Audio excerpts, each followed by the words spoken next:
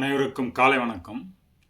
இந்த காணொளியில் நாம் உயிரின் அவஸ்தைகளை அடிப்படையாக கொண்டு எவ்வாறு இந்த உயிர் 3 பிரதான அடிப்படைகளில் இயங்குகிறது என்பதை பார்ப்போம்.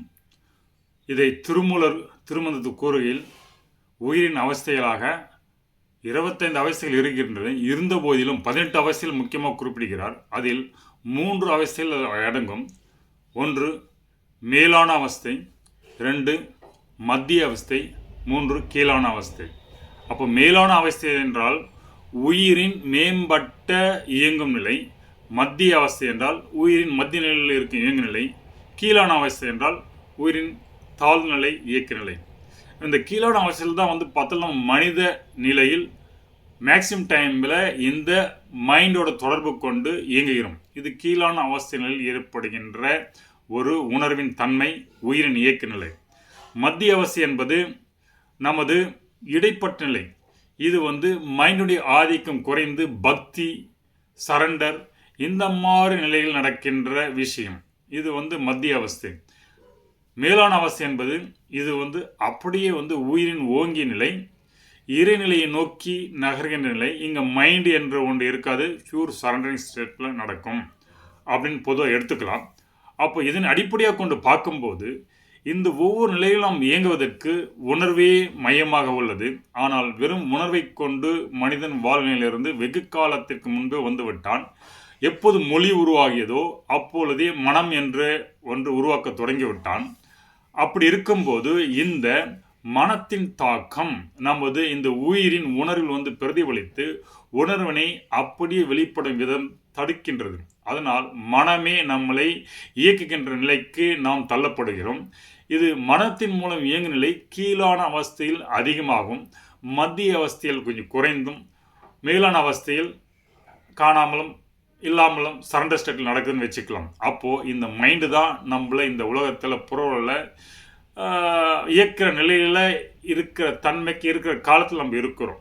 இது உணர்வில் இயங்குகிற காலம்லாம் பியூர் இருந்தது. அது சத்தியோகம்னு சொல்லுவாங்க. அந்த காலத்தில் உணர்வே மயமாக இருந்தோம். அப்போது நம்ம ஜஸ்ட்டு ஒருத்தர் பார்த்தாவே போதும், உள்ளுக்குள்ளே நீங்கள் நான் புரிஞ்சிக்க முடியும். அந்த உணர்விலே தொடர்பு இருக்கும். கண் மொழியே அந்த சைகை மூலமே எல்லாமே புரிஞ்சிடும். மொழி என்ற ஒன்று ஒரு பிரதானமான வெளிப்பாடாக நம்ம உணர்வுகளை வெளிப்படுத்தும் விதமாக இல்லை. ஆனால் தற்போதைய இந்த கலியுகத்தில் உணர்வை நம் உணர்வு வெளிப்படுத்தும் மொழியை இடையில் கொண்டு வந்து விட்டோம். மொழியை கொண்டு வந்தால் மனத்தையும் கொண்டு வந்து விட்டோம். அதனால் பல படிநிலையை உருவாக்கிவிட்டதால் இந்த உணர்வு அப்படி வெளிப்படும் விதம் பல்வேறு சேனல் மூலம் போகுது. அப்போ ஒவ்வொரு சேனல் நடக்கின்ற ஃபில்டரிங் எஃபெக்டால் நமது உணர்வு அப்படியே நம்ம நினைக்க மாதிரி பிரதிபலிப்பில்லை. மனம் அதை சம்டைமில் ஒத்துழைக்குது, சம்டைம் ஒத்துழைக்கிறது இல்லை. ஒத்துழைக்கும் போது மனம் நமக்கு தடையாக அமையுது, ஒத்துழைக்கும் போது மனம் நமக்கு வரப்பிரசாதமாக அமையுது. எனவே இந்த மனத்தை பிடியில் சிக்கிக்கொண்டு நாம் இயங்குகிறோம் என்றது இதன் மூலம் விளங்குகிறது. எனவே இத்தகைய மனத்தின் பிடியிலிருந்து நாம் சிக்கிக்கொண்டு இயங்குகிறோம் என்றால் அதற்கான மனதை கையாளும் தன்மைகளும் கண்டறிந்தன. அதற்கு யோகா, மொழியில் அடிப்படையில் பார்க்கும்போது பல்வேறு விதமான லாங்குவேஜ், ஒவ்வொரு லாங்குவேஜும் நமது உணர்வு வெளிப்படுத்தும் விதமாக தான் உருவாகி உள்ளது. உதாரணமாக எடுத்துக்கொண்டால் தமிழ் என்பது பக்தியை நீங்கள் அப்படியே வெளிப்படுத்தலாம். தமிழ் மூலம் பேசுனா இந்த பிராணசக்தி விரயம் ஆகாது. உங்களுடைய உயிர் சக்தி விரயமாவது குறையும். அதுதான் தமிழ். அப்போது இயல்பு வழக்கில், நடைமுறை வழக்கில் பேசுவதற்கும் செயல்படுவதற்கும் தமிழன் உபயோகித்தான். அதே தனது பக்தி பெருக்கத்தை உணர்ந்து பாடுவதற்காக பார்த்தால் என்றால் அதற்கு தெலுங்கு வந்தது. தெலுங்கில் பார்த்தீங்கன்னா நீங்கள் பாட்டு பாடும்போது அப்படியே அந்த லிரிக்ஸ் ரொம்ப ரம்மியமாக இருக்கும் கேட்கறதுக்கு. அதுக்கு தான் தெலுங்கு வந்தது. மியூசிக்னு வரும்போது அதுக்கு கர்நாடகம் வந்தது. ஒவ்வொரு மொழியும் ஒருவித கூறுகளின் அடிப்படையில் தான் தனது உணர்வு வெளிப்படுத்தும் விதமாக தான் தமிழன் கண்டறிந்தான். எனவே தமிழர்களிலிருந்தால் இந்த மொழிகள்லாம் உண்டாகிற்று. இதில் அவர்கள் பேச்சு வழக்கில் தமிழ் இருந்தது. உணர்வுகளை பக்தி வெளிப்படுத்தும் போது தெலுங்கும், மியூசிக் வெளிப்படும்போது கர்நாடகம், இப்படி பல்வேறு தனது உணர்வுத்தன்மைகளில் பல்வேறு மொழிகளாக வெளிப்பட்டன. அப்படி உருவாகியது தான் இந்த சமஸ்கிருதம். இந்த சமஸ்கிருதத்தில் உச்சரிப்பை பார்த்தீர்கள் என்றால் சமஸ்கிருத வார்த்தைகள்லாம் ரொம்ப இழுத்து பேசுகிற மாதிரி இருக்கும். அப்போ சமஸ்கிருதனை யூஸ் பண்ணி இயல்பு நடைமுறையில் பேசும்போது என்னன்னா பிராணசக்தி எனக்கு தெரிஞ்சு விரயமாகும். இதுக்கு மாற்று கருத்து உள்ளவர் இருக்கலாம். எனக்கு தெரிஞ்சு விரயமாகும். ஏன்னா நிறைய உயிர் சத்து மூச்சு வெட்டுண்டு அந்த சப்தம் எழுப்பப்படணும், அந்த நிலை ஏற்படுது. ஆனால் அது நமக்கு ஒரு நன்மையும் பயக்கிறது. எப்படி என்றால், நீங்கள் ஒரு சில சப்தத்தை சமஸ்கிருதத்தில் இது பண்ணும்போது உங்களுடைய மூளை சுறுசுறுப்பாகிறது. இதை சயின்டிஃபிக்காக நிரூபிச்சிருக்காங்க. சான்ஸ்கிரிட் மந்திரம் சொல்கிறதுனால இந்த மூளையில் ஒரு சில பகுதியில் வந்து ஆக்டிவேட் ஆகிட்டு மைண்டு வந்து நல்ல நிலைக்கு வருதுன்னு சொல்கிறாங்க. அப்போது மைண்டை வந்து தூண்டி விடுறது வந்து சான்ஸ்கிரிட் இருக்குது. ஆனால் இதயத்தை வந்து அரவணைச்சி போகிறது தமிழ் இருக்குது. அப்போ இதயம் மூலமாக இயங்கிறது தான் நமக்கு நீண்ட நாள் ஆயுளை கொடுக்குது. அப்போ இதயபூர்வமாக வாழ்வதற்கு தமிழும், அதே மைண்டினுடைய தன்மையை அறிந்து மைண்டை வந்து வழிமுறையில் கொண்டு வருவதற்கு சான்ஸ்கிரிட்டும், இப்படின்ற சூத்திரத்தை அறிந்தும் பக்திக்கு வந்து தெலுங்கும், மியூசிக் வந்து கன்னடம், இப்படியும் பல்வேறு கூறுகளை தமிழன் கண்டு ஆராய்ந்து அதை அந்த மொழிகளை பயன்படுத்தினான். பிற்பாடு இந்த மொழிகளை பிரதானமாக இயங்கி வைத்துக்கொண்டு நாம் பல்வேறு இன மக்களாக பிரிவினர்களாக பிரிந்து விட்டோம். இது காலத்தின் துரதிர்ஷ்டம். ஆனால் ஆதியில் தமிழன் இப்படி தான் இருந்திருக்கான். அந்த தமிழ்மொழியிலிருந்து தன்னை ஒன்று வெளிப்படுத்தும் கூறுகளாக தான் இத்தகைய மொழிகளையும் தன்மைகளையும் வெளிப்படுத்தினான். நீங்கள் இப்போ ஒவ்வொரு மொழியில் போய் நான் சொல்கிறப்ப நீங்கள் கூற்று ஆராய்ந்து பார்த்தாலும் நான் சொல்ல உண்மை உங்களுக்கு புரியும்.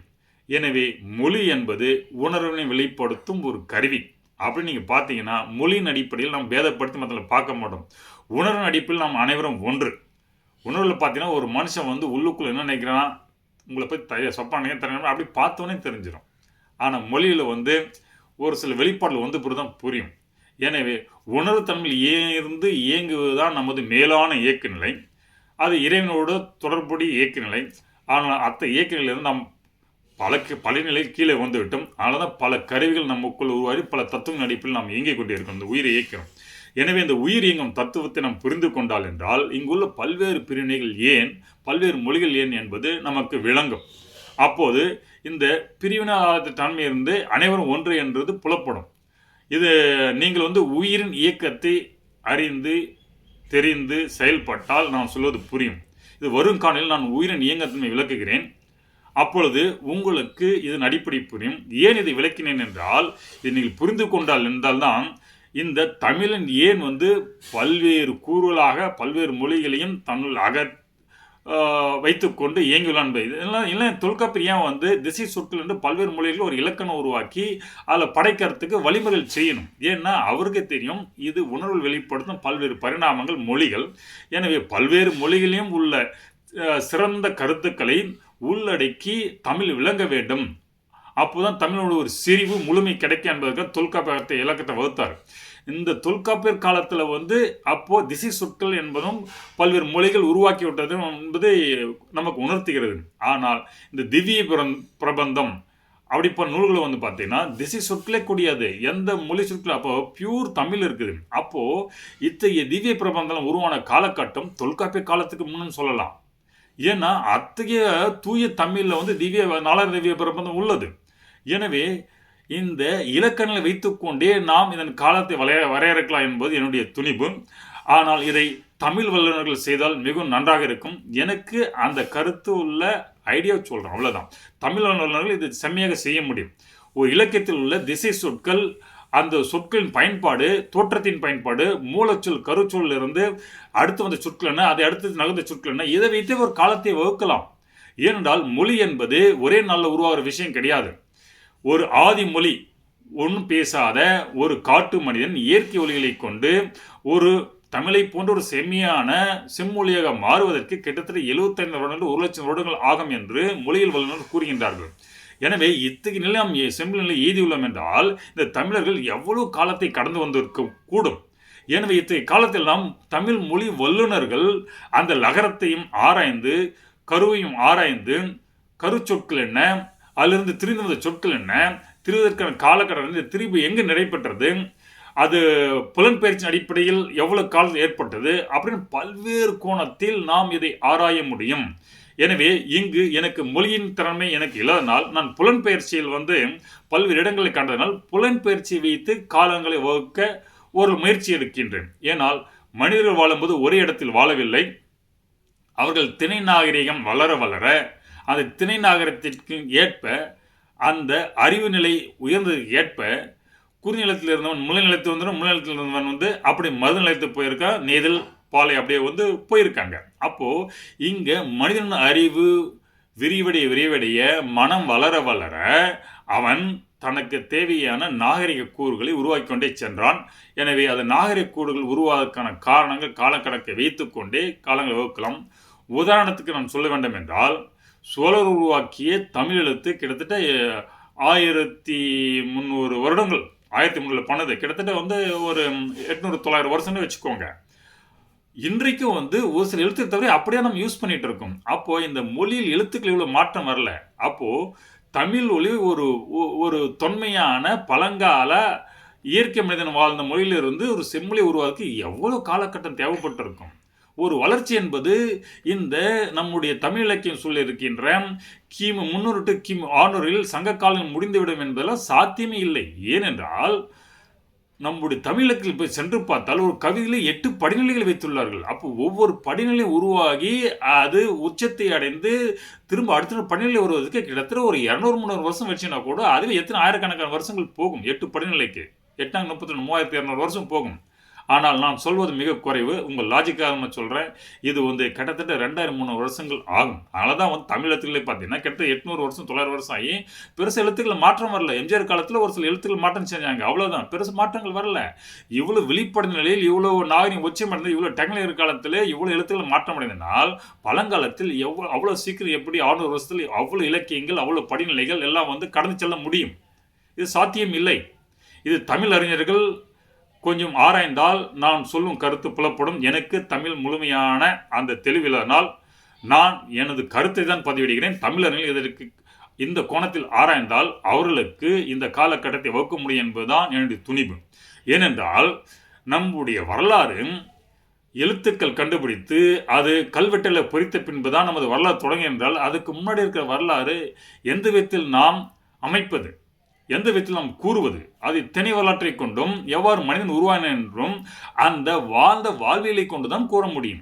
அப்போ திணை வரலாறு சார்ந்த காலம் என்ன, ஒவ்வொரு திணையும் உருவாக்க ஏற்பட்ட காலக்கணக்கு என்ன, அந்த கோணத்தில் நாம் தமிழினுடைய மொழியினுடைய செறிவை வைத்து சொற்கள் உண்டாகிய வளத்தை வைத்து இலக்கணங்கள் வந்த படிநிலையை வைத்து நாம் காலகட்டத்தை உருவாக்க முடியும். இது தமிழ் அறிஞர்கள் செய்ய முடியும் என்பதுதான் இங்கு பதிவிட விரும்புகிறேன். இனி இந்த புலன்பெயர்ச்சியின் அடிப்படையில் என்னால் ஓரளவு நான் பல இடங்களில் சென்று வந்ததனால் பல நாகரிகங்களை பார்த்ததனால் என்னால் ஒரு சில காலகட்டத்தை அந்த வாழ்வில் அடிப்படையாக கொண்டு சித்தாந்தம் மனம் வளர்ந்த காலம், மனம் உருவாதற்கு சித்த உருவத்தின் காலத்தை அடிப்படையாக கொண்டு இந்த புலன்பெயர்ச்சியின் போது இவர்கள் வைத்த சமய வழிபாட்டு முறையினை கொண்டு ஒரு சில காலகட்டத்தை வகுக்க முடியும் என்பதை முயற்சி மேற்கொள்கிறேன். எனவே சமயத்தை வைத்து காலத்தை வகுக்கலாம் என்பது என்னுடைய சிறந்த ஒரு முடிவு. எனவே இந்த சமயத்தை பிரதிபலிக்கும் கோயில்கள் உள்ளன. அந்த கோயில் எண்ணற்ற தமிழர்களின் சான்றுகள் உள்ளன. கோயில் என்றாலே தமிழின் வாழ்வியல் தடைகள் தான். இது யாரோ வெளியிலிருந்து நமக்கு கொண்டு கொடுக்கவில்லை. அது நம்முடைய பிறப்புரிமை, நாம் வளர்த்து கண்டறிந்த சயின்ஸ் கோயில் என்பது. ஏன்னா கோயிலில் சக்தி ஓட்டம் இருக்குது. சக்தி ஓட்டத்தை எப்படி இயற்கையினுடைய போக்கில் சக்தி ஓட்டத்தை எப்படி நம்ம ஒரு கோயிலை சாப்பிட்டு சக்தி ஓட்டம் மாட்டலாம், அந்த சயின்ஸ் சக்தி நம்முடைய கோயில் இருக்குது. அத்தகைய சயின்ஸு தமிழ் பலாயிரம் வருஷம் கணக்காக ஆண்டு அனுபவித்து இந்த உயிரின் அவசியங்களை உணர்ந்து அந்த சக்தியின் போக்கை உணர்ந்து அந்த சக்தி எப்படி ஒரு நிலத்தில் ஆலயத்தில் பிரதேச செயல் என்ற வரலாற்றையெல்லாம் இவன் கண்டறிந்தான். ஏதோ ஒரு வழிபோக்கம் இந்த சக்தி ஓட்டத்தில் கண்டறிய முடியாது. அத்தகைய சக்தி ஓட்டத்தின் முன்னோடியாக முருகன் இருந்தார். அவர் உயிரின் தன்மை என்ன, சக்தி ஓட்டத்தின் தன்மை என்பதை அறிந்து அது நாடோடி முறையில் பாடல்களாகவும் பல முறைகளை வகுத்து கொடுத்துள்ளார். ஸோ அதன் மூலம் நாம் உயர்ந்த உணர்வு நிலைக்கு போன்று உயர்ந்த சக்தி நிலை உயிரின் இயக்க நிலைக்கு மேலான இயக்க நிலைக்கு அவஸ்தைக்கு செல்கின்றோம். எனவே உயிரின் அவஸ்தை மேலான அவஸ்தை இயக்குவதற்கு முருகன் முதன்மையில் வித்திட்டார். அதை கோயில்களில் பிரதிஷ்டை செய்தார்கள். அது இன்றைக்கு நடைமுறைக்கு உள்ளது. அது பக்தியில் தான் உள்ளது. எனவே பக்தி சார்ந்த காலமெல்லாம் வேறு யாரும் நமக்கு கொடுத்த கிடையாது. இதெல்லாம் தமிழ் வாழ்வின் தொடர்ச்சி. அவன் படிப்படியாக அவன் வாழ்க்கையில் பட்ட கஷ்டங்களை ஒவ்வொன்று அறிந்து பட்டு அறிந்த உண்மைகளை ஒரு சயின்ஸை தொகுத்தது தான் நம்முடைய கோயில் வாழ்முறை, கோயில் என்ற ஒரு வழிபாட்டு முறை. ஸோ கோயிலை அமைத்து தான் அவன் தனது வாழ்வியல் அமைத்துள்ளான். எனவே தமிழின் வாழ்வியல் கோயிலை சார்ந்த கலாச்சாரம் என்பதை சிறிதும் ஐயம் கொள்ள வேண்டாம். இது வேற யாருன்னா வெளியில் அதை யூஸ் பண்ணிக்கலாம். அவனுடைய ஒரு ஒரு ஒரு பெனிஃபிட் கிடைக்குன்னா அது 10 பேர் நிற்பாங்க. அது மாதிரி யூஸ் பண்ணுறது பல பேர் வந்திருக்கலாம். அதை பற்றி நான் பேச விருப்பமில்லை. ஆனால் இந்த கோயிலுடைய சயின்ஸை கண்டுபிடிச்சவன் தமிழ், ஆகமத்தை கண்டுபிடிச்சவன் தமிழ்.